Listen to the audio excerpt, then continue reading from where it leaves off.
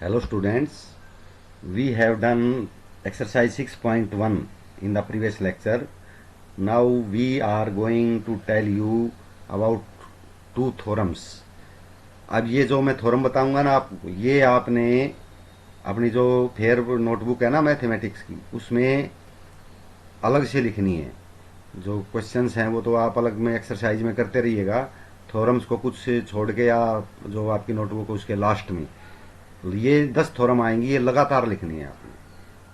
Question तो आपने साथ में करने हैं जो भी एक्सरसाइज के आएंगे, लेकिन थ्योरम्स इकट्ठी होनी चाहिए, तो इसका ध्यान रहे, क्योंकि इनमें से एग्जाम में आती हैं और ये बुक में भी पूरी नहीं दे रखी, ये मैंने बना के लिख रखी है, तो इनको ध्यान से करना है। If a line is drawn parallel to one side of a triangle, यानी एक लाइन खींची गई है, एक ट्रेंगल में 3 साइड होती हैं, एक साइड के पैरेलल खींची गई है और वो 2 साइड्स को इंटरसेक्ट करती है।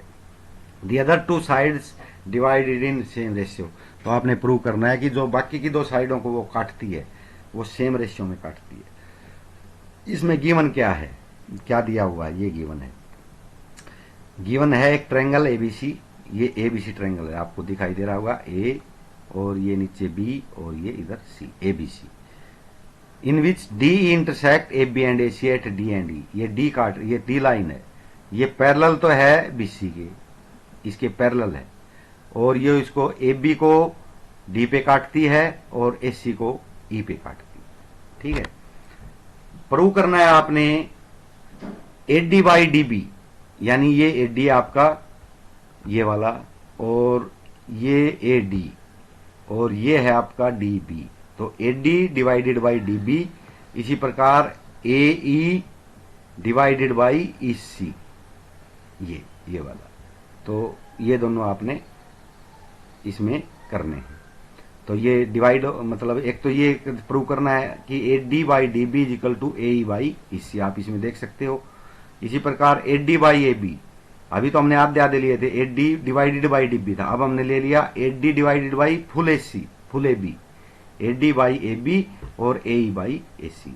तीसरा हमने करना है D B by A B और ई सी बाई ए सी। तो ये आपने डायग्राम में साथ साथ देखना है।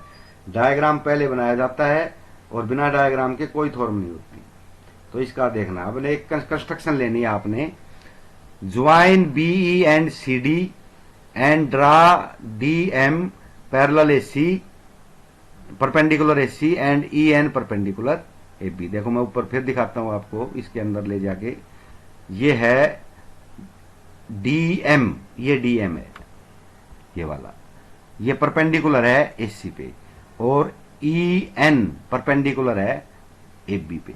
यानी ये एक परपेंडिकुलर एक हाइट होता है, जो भी ट्रायंगल बनेगी जो परपेंडिकुलर लेंथ होती है ना वो हाइट होती है, तो ये इसकी हाइट जो है ये बन जाएगी।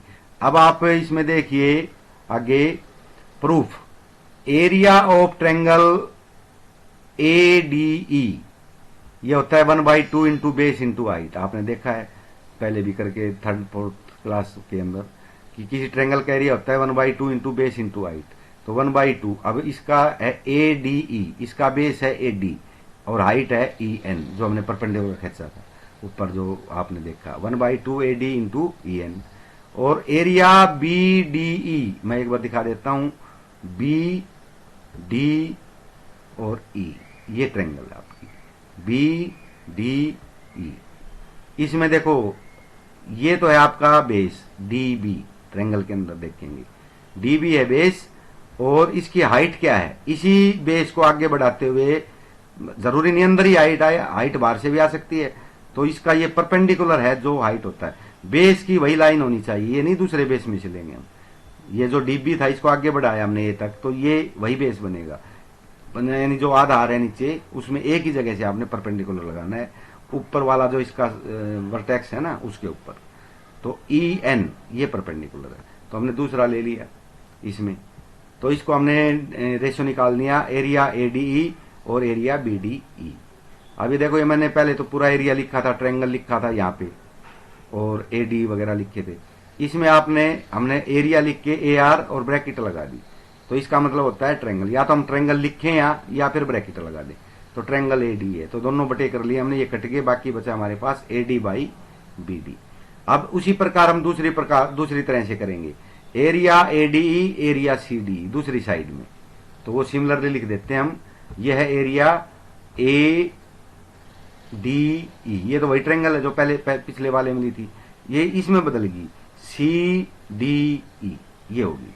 पहले ए डी थी, अब हो गई सी डी ई। पहले इधर वाली थी बी डी थी, ये वाली थी, अब ये वाली हो गई सी डी ई। तो इसका लेंगे तो इसका भी वही आ जाता है, दूसरे वाला आ गया ए बाई ई सी। तो A D by B D A by E C. अब ये जो दो ट्रायंगल है B D E, A D E तो दोनों में है, ए डी ई और ए डी ई, एक में है बी डी ई और एक में है सी डी ई, अलग अलग हो गई दोनों, बी डी ई और सी डी ई। तो जो बी डी ई और सी डी है ये इक्वल है, इनका एरिया क्यों इक्वल है, आपने पिछली क्लास में पढ़ा था 9th में। देखो ये है बी डी ई और सी डी, आप इनको देखिए, ये वाले ये एक ही बेस पे है, बेस है इसका डी ई, डी पे ये ट्रायंगल भी बनी हुई है बी डी ई, और सी डी ई ये भी बनी हुई है, दोनों एक ही बेस पे है और एक ही पैरेलल लाइन के बीच में, क्योंकि ये लाइन पैरेलल दे रखी है, तो एक ही बेस में है, एक ही पैरेलल लाइन के बीच में है, तो इसलिए इनका एरिया क्या होता है, इक्वल। अब इसका एरिया इक्वल हो गया, तो अगर इनका एरिया इक्वल हो गया तो दोनों कट गए तो क्या हुआ, ये जो ए डी ई और C D E, A by A सी, इनका एरिया इक्वल आ गया था। तो ये इक्वल एरिया है तो मतलब दोनों बटे में है तो कट जाएगा, तो हमारे पास आ गया, ऊपर गया ए बाई ए डी, क्योंकि दोनों का जो एरिया है ये कट गया यहाँ पे, तो हमारे पास इसमें बचा A D by B D और दूसरे में बचा ए बाई ई सी।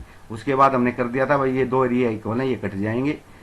इसमें देखो ए डी ई और ए डी ये तो एक से हैं, ये तो कट गए। बी डी और सी डी ये भी अगर एक जैसे होते तो ये दोनों इक्वल हो जाते, तो ये भी इक्वल है क्योंकि on the same base and same parallel lines. तो इनका जो इधर वाला रेशियो है ये वाला और ये वाला, ये इक्वल हो जाएंगे। उसके बाद हमने ये कर लिया इक्वल, यहाँ पे ये वाले ये कर लिए ई सी बाई ए ई और D B by A D. अब हमने क्या किया, 1 प्लस कर दिया दोनों को, एक जोड़ दिया दोनों में, तो हमारे पास आएगा एलसीएम लेके ए बाई ई सी। अब उसमें अगर और इसमें आएगा A D by D B, यहाँ पे ए डिवाइड है, यहाँ पे ए डी डिवाइड है, तो ए बाई ई सी। अब इसमें देखिए आप जो आपकी ट्रायंगल थी ए ई बाई ई सी, ये एस सी के दो हिस्से हैं ए ई और ई सी, तो हमने दोनों को ऐड किया है तो क्या बन जाएगा एस सी, और इसी प्रकार दूसरे में क्या बन जाएगा ए डी।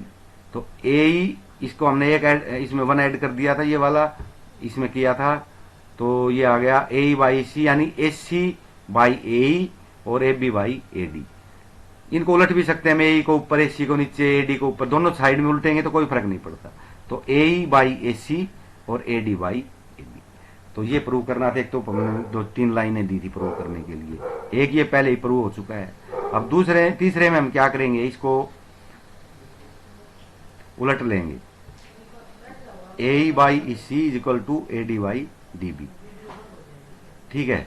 तो हम इसमें 1 प्लस इसमें फिर कर लेंगे यहाँ पे, तो इसके बाद हमारा जो तीसरा रेशियो था वो भी इस प्रकार से ऐड करके ई सी बाई ए सी और D B by A B, ये प्रूव हो जाएगा। इस प्रकार से ये थ्योरम जो है प्रूव होती है।